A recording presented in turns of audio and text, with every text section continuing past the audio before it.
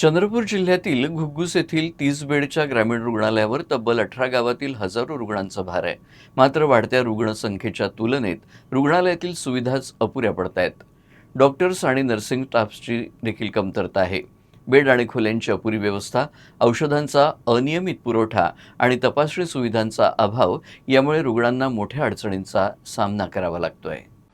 घुग्गुस शहरातील 30 बेडच्या ग्रामीण रुग्णालयावर परिसरातील तब्बल 18 गावातील हजारो रुग्ण अवलंबून आहेत.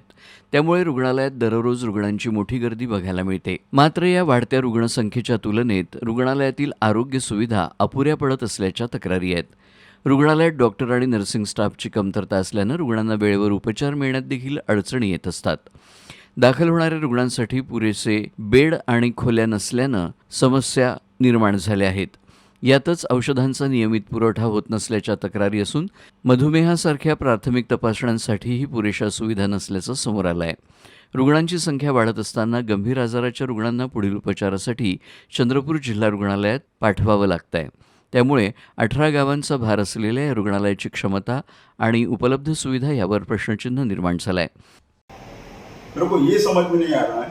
अभी मेरे को रेफर किया मेरे घरवाले चंद्रपुर.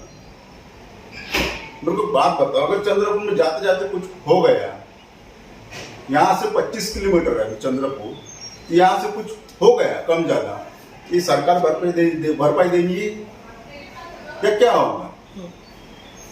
तो मेरा ये जल्द से जल्द निवेदन है सरकार से और सभी सरकार से कि जल्द से जल्द कम से कम नहीं बोले तो भी यही महीने में चालू हो जाने के लिए होगा.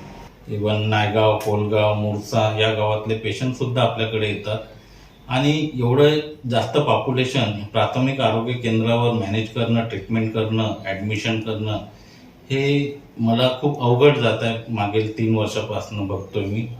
आणि ते प्राथमिक आरोग्य केंद्र असल्यामुळं GNMच्या फक्त 2 कॉन्ट्रॅक्च्युअल पोस्ट आहे आणि बाकीचे GNM नाही आहे. चपराशांची कमतरता भासत आहे मला. मॅनपॉवरची कमी आहे. इवन इन्फ्रास्ट्रक्चर जास्त पेशंट ॲडमिट करण्यासाठी मला इथे जागा नाही आहे. आत्ताही माझ्याकडे 4 डिलिव्हरी पेशंट ॲडमिट आहे. आता दुसरी डिलिव्हरी आली तर मी तिला कुठे ॲडमिट करू हा प्रश्न माझ्याकडे उभा टाकतो.